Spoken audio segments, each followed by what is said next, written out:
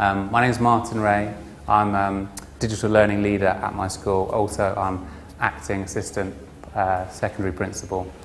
I'm really interested in the digital side of computing, digital side of learning, sorry. So how technology can make your life easier. So lots of my things will be technology based, but not technology based. Hopefully that isn't difficult for you to understand or difficult for you to apply to your own teaching, your own place. It's going to be about obviously happiness, but I want you to think about how you gauge your students' happiness and how you know they're happy. It's really important to think about how you know whether they're happy. And actually the questions that you ask and the evidence you ask from your students, are they actually real? Are they honest? Are they practical? And can you actually apply them in real activities? I also don't want to spend the time doing all the talking because people tend to get really bored when I talk, students and adults especially, so you'll be doing lots of the work. I'd like you to contribute as much as possible, not necessarily putting up your hand, but putting answers on here. For those people who are late, I've started an online Padlet. How happy are your students out of 10? I'd like you to rank your students, how happy they are, as an answer. 0 being the most unhappy, 10 being the happiest. I want you to try and quantify it. How do you know? And what evidence do you have? My example, because I'm Martin Ray, I'm from WEC, I would estimate that my students are a 6 or a 7. I quite like that answer because it's average what I say for most things. But I think they're happy because they appear happy, they seem focused in their work, but they tell me they enjoy my lessons.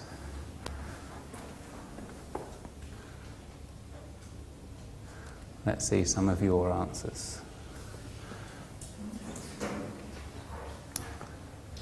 This is a really nice activity because it means I don't have to get your hands up. Those students who are shy and don't want to share their answers, they'll put it up there. Also, you get more than one answer at a time. I can talk while I do it, and we kind of have a live stream of what's going on. Just a quick show of hands. Who's used Padlet before?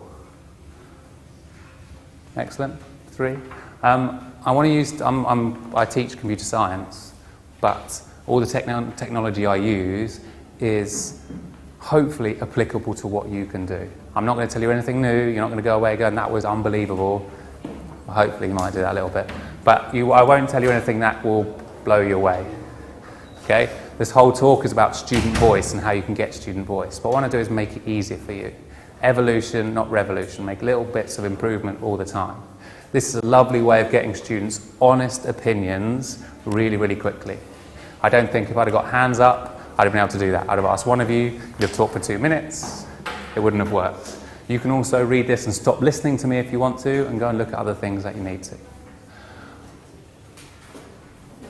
Thanks to all those people that contributed. I really appreciate that.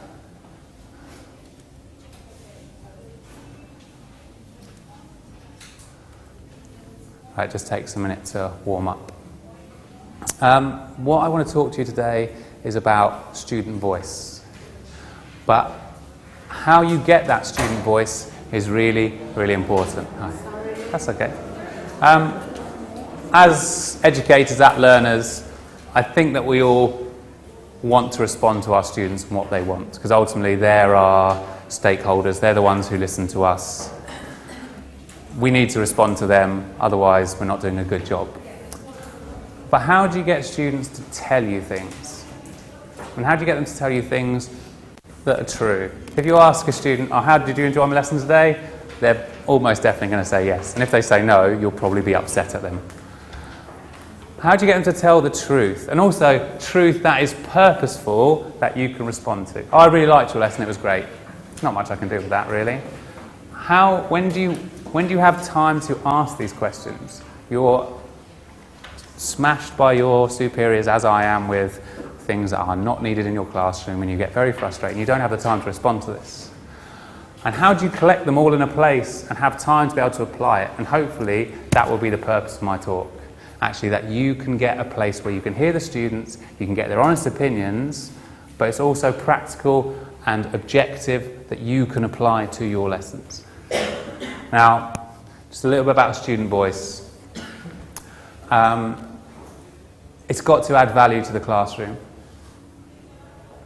Students really respond to a culture that they feel a part of. If they're not a part of the process, they're not really a part of the learning. They have to feel value. The one over there by Ed Surge, you have really passive, at the moment this is so passive, this activity. I'm talking, you're listening. How much learning are you actually doing? Not very much. Sorry, I have to talk. That's what happens, it's a talk. But I don't want to do that too much, because actually, if you stand at the front and we do chalk and talk all the time, students aren't learning. The less I talk, the more students learn. So I'll try and do as little talking as possible. I'll whiz through this. Right? You've got to engage the students so that they're not passive. It also, activities like the one at the start, they build confidence in interpersonal and intrapersonal skills. We're talking about how they work with you as a teacher, how they work with each other, how they think. Hopefully you've all had a thought about how happy your students are, but you've also had to think about how you objectify that too. And having the students say something that you change is so powerful. They feel like they have a hold and they have something in the school that they can change.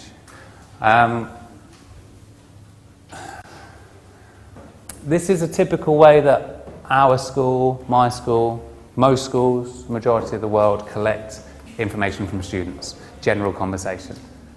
When you thought about how your students are happy, is it because you asked them? And actually, is that a really loaded question? Did you enjoy my lesson? Well, you better say yes, because I'm your teacher, you're the student, you need to listen to me. Written feedback. This is really good and really good practice. So sometimes students write their comments at the end. But do they do that because they're forced to? Does it link to the success criteria? How much freedom do they have to actually write? Or is it only on what you marked? Do they actually tell your honest opinion, or do they say, I really enjoyed this work, thank you, please give me an A? Student and parent surveys is a way we get lots of information, but again, it's still very loaded. And what do you do with that? Senior leadership asks for it, they send it out, students fill it in. What do you actually do with that information? Questioning and formal assessments, all right, things that are part of your everyday process. Actually, how much value do you get and how much do you change that the students tell you? I would say that this ticks one of the things. We get the students to tell us, but we don't get the truth, and we don't have time to respond. It's not in a place where we can collect all the information. It's updated weekly, monthly. So how do we collect that and actually do something about it? I'm going to show you an example that we've done in our school. Now, it's only started doing it the last 2 weeks. But we had a really nice idea as a guy, Mr. Smith. He did a really nice job and put QR codes outside the classroom. And we had all our lesson observations put on there. And anyone who comes and observes, they do the QR code and they put the lesson observation. Everyone can do it. And how the teachers got feedback. So we thought we could have the students do the same. So the students can comment on the lesson. They can give feedback. But obviously it's positive feedback. It can't be nasty. It's got to be moderated. But the point is that when you do this, it's all in one place. I'd like you to have a look. I've got the web page here. But if you've got the QR code reader, you can go to the QR code reader there. But I'll also show you as well.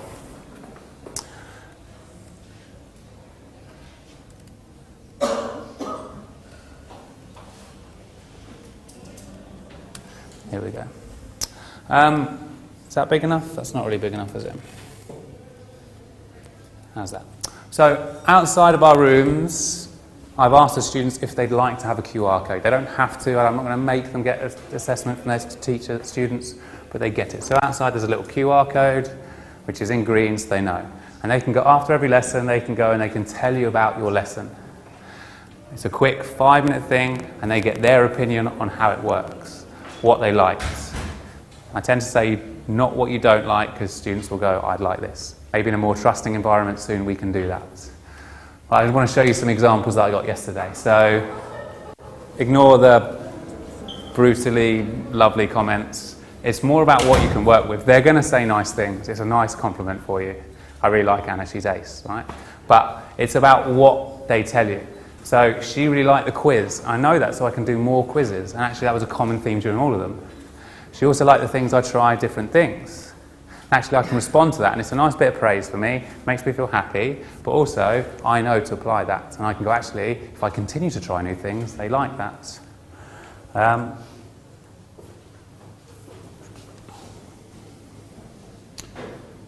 There's a quiz called Kahoot that I use. They like the interactivity of it.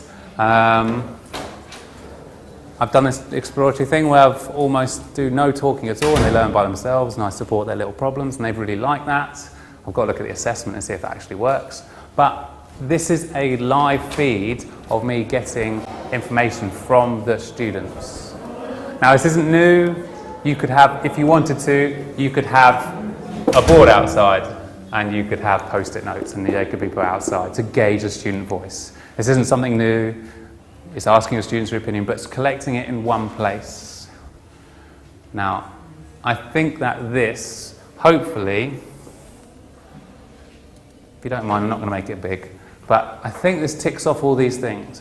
You'll get the truth. You're not loading the question. Hopefully, they'll tell you things that they really liked in the lesson. If you really want to be trusting, you can ask them to tell you things they don't like.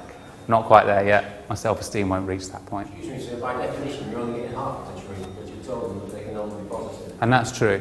You're absolutely right. And this is the start of the process. I want them to become comfortable in telling me what they like. So eventually, when they build trust and I'm confident enough, they can tell me what they don't like and what they like different. This is only just started. I do this, and I've asked for teachers that want this to happen. And you're absolutely right. I'm getting half truths, but I do know what they like. Once I can find out what they don't like as well, then I can move on to that. Ultimately, when you come to these talks, I'm hoping that you get something you can apply. I think you'll get to lots of talks and they'll say, we've got this wonderful thing, but you can't do this in your class. I'm hoping that this, yeah, okay, I can get your argument here, but here is, you have a place where you can get all these responses, and they're all in one place, and it's live and it's updated all the time.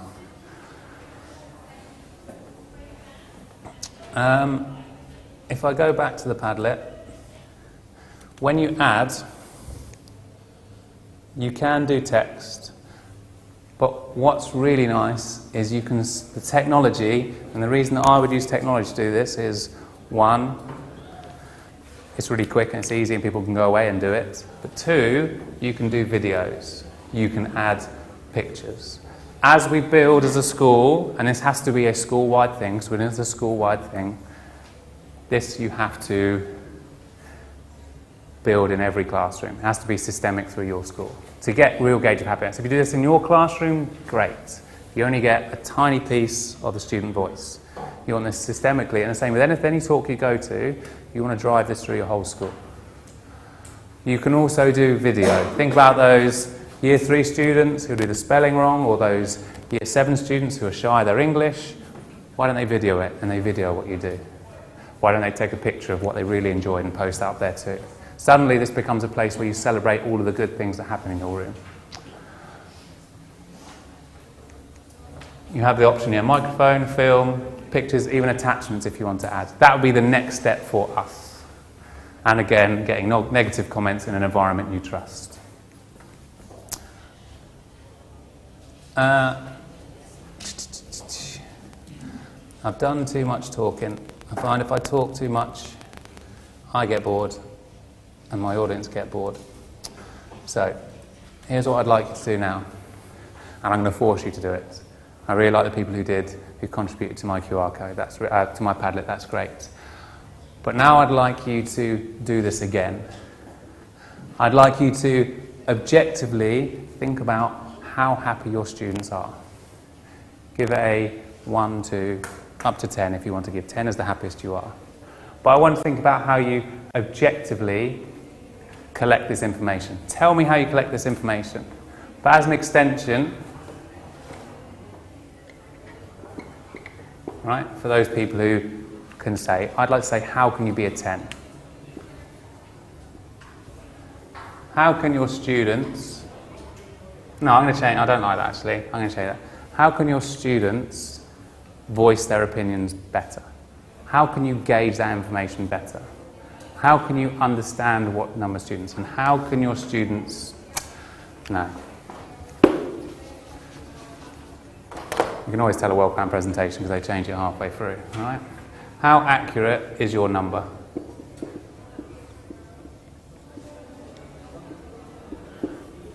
Should we go until I know this clock is wrong, but if we go till 10:25, the QR code there. If you don't have a QR reader,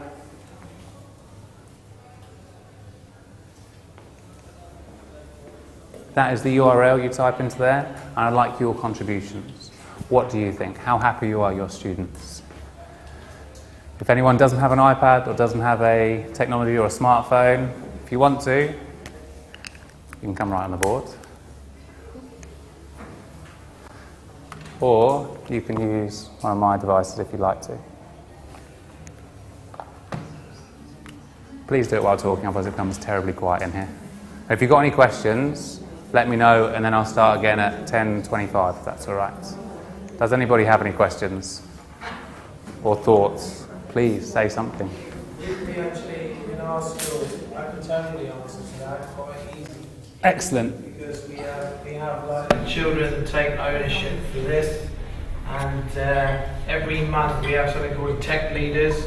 So they actually surveyed, I think we've got them out at the front actually, you got about 544 students from year 1 to 6, and they created some questions about happiness and how happy they were. So we actually have the survey results. We're on display if you want to see it. That'd be great. I think it's important that you do formative and summative. Yeah. I think you have those official ones, have those student surveys, you have that, so you have the opinion.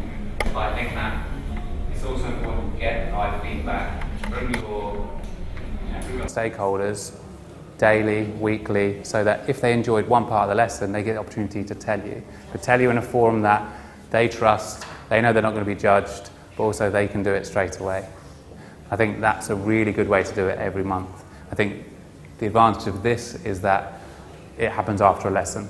Someone comes after a lesson and does that and writes it, is able to share. Now this doesn't work.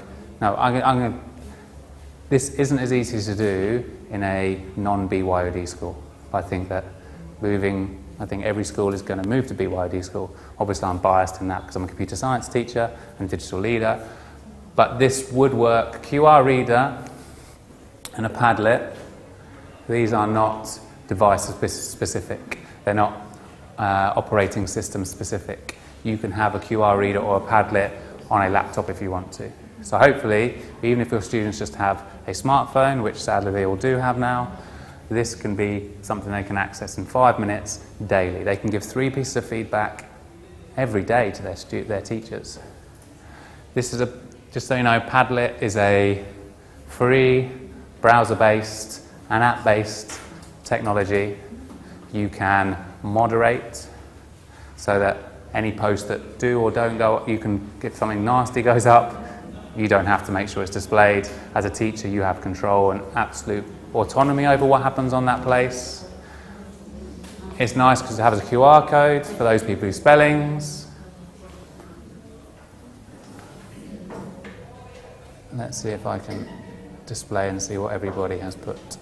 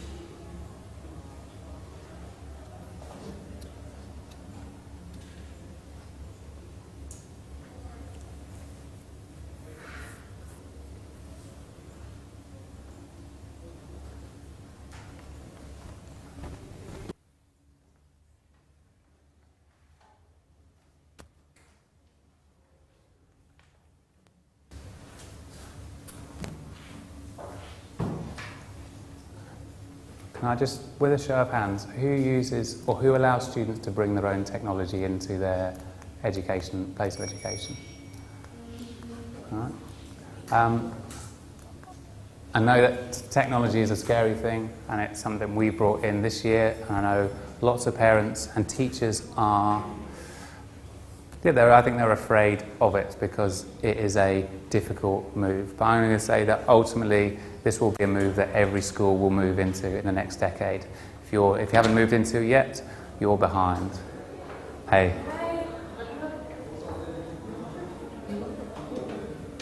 Hi, hello. Oh, can I just say, if you can do me a favour, if you can all stop, if that's all right.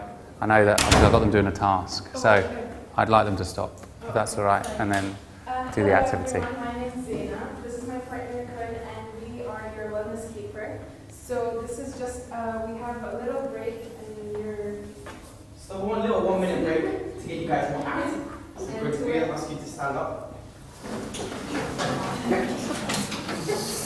So let's start with some simple neck movements. Just move your neck to the left, and then over to the right, forward, and backwards. Alright, so then please put your left arm forward, up, and put your right arm in the crease. Yeah, most of you got it right. So then you twist and you just feel your muscles. Now do the same with the other arm. Alright. Now just rotate your arms forward. Oh, we should not have this. And the other way. Alright. Now, if you can, please use the table as support. Just try and balance on one knee. Alright, now the other knee. Ask you to try and touch your toes. Alright, thank you.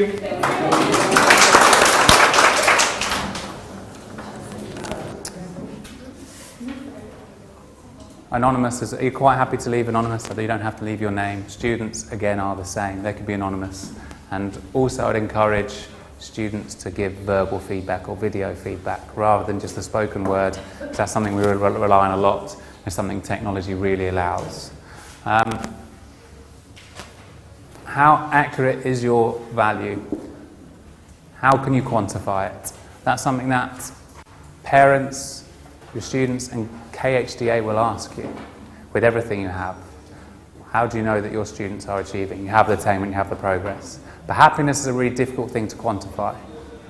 You can't get a number, even though I've asked you for one, which is ironic. Well, no, not ironic, poor teaching probably. But you do have to quantify it because you have to be able to give evidence. And having a student survey, having questions they ask, written feedback in your books, that's a great way of getting feedback. That's okay. I think that attendance itself proves that they are very happy coming to school, but you have... I think you could argue, but I think you could argue both ways. I could say yes. I'd say that it's difficult to link attendance and happiness. I'd say that would be difficult to evidence because for every student you have wants to come to school and they come to school by their own, their parent also might force them to come to school. And we all know an instance of a student who doesn't want to go home, stay at home because they want to go to school. Those elements would definitely be there who would be a bit reluctant coming to school. Okay. If you want to have attendance, but I'm saying this would be another string to your bow to hopefully show that your students are happy, but also they get to contribute to the school. Having a 95% or a 97%, how much they contribute to the school with that. Hopefully this has to be able to drive what happens in your classroom. You get purposeful feedback.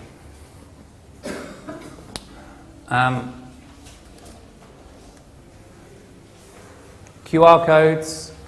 So Padlet gives you a QR code. It automatically gives you a QR code. But I think you have them on your little tags. The real great thing about QR codes is they look really flash, but they're really, really easy to do. Okay, it saves people time in making mistakes with URL codes or web pages. It means you can link FS students or secondary students to places within a click, and it's really, really easy to do. Just type in any QR code generator into Google, or into a search engine of your choice. Any of them are all the same. You can buy it, don't buy it. You type the URL in here. You do it for a website URL. You type it in here. It appears here. You can print, then you just have to print it off. Okay, it prints as a JPEG or an image file. You then place it on anything, and it means that people can get to somewhere really, really quickly.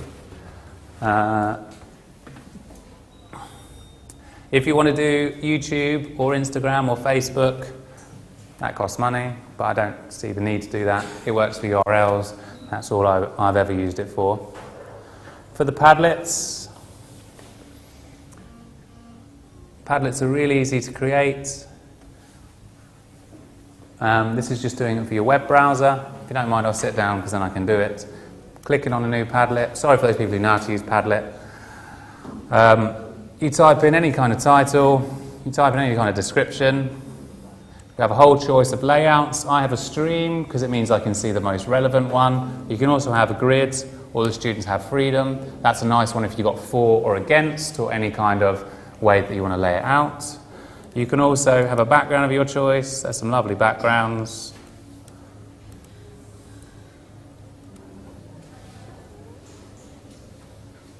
You can also add a background of your choice. But the other thing is you can change the URL. It gives you a horrible URL, so you can choose it to whatever you want to. So, example, okay? You can make it, my one's public, but you can make it secret as well, so only people with the QR code can find it.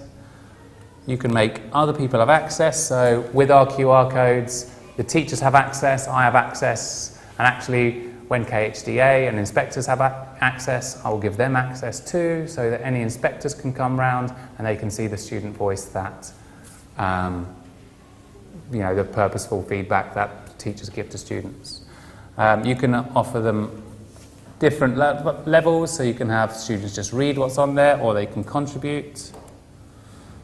Moderation is really important, because you don't want students telling you what a terrible teacher you are, so you can have it moderated.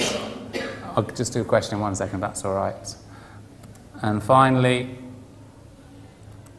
when you share it, up here, share, export, embed, it gives you a QR code. So you can just copy that. And the same thing you can share on social media, copy it to blogs, and also if you want it for your file, you can save it for your file as well.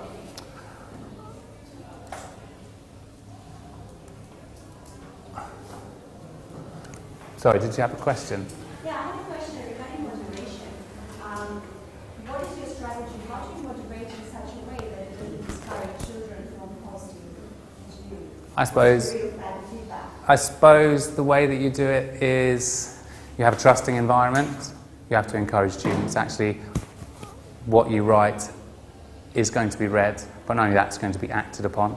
So, for example, in my plenary, I'll say, write what you like, I will do more of that. If they see you do it, it becomes a cyclical process. Again, if you want to have negative feedback, that's up to you. I don't think as a school we're ready for that yet. But if you want that, again, it has to be a really trusting environment that the student give constructive feedback rather than, I don't like this teacher. The technology is great and the moderation is great. Ultimately, it's the environment you have it in.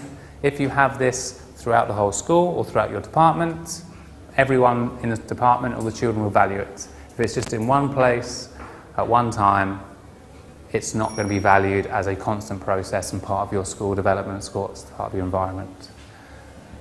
I'm really big on technology, but for me, this gives you a location that all of your student voice and all your feedback can be placed.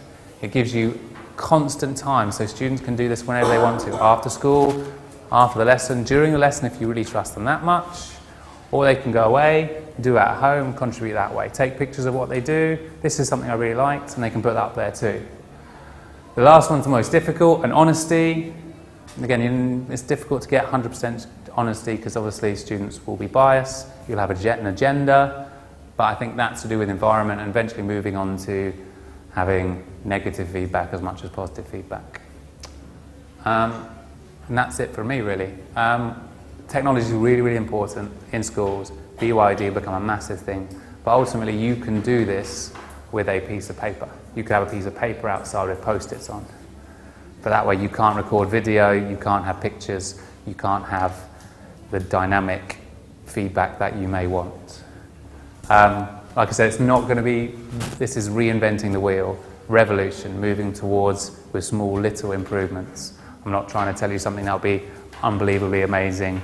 This has been done before, student voice has been done before, but it's about a place that you collate all that information and how you act upon it.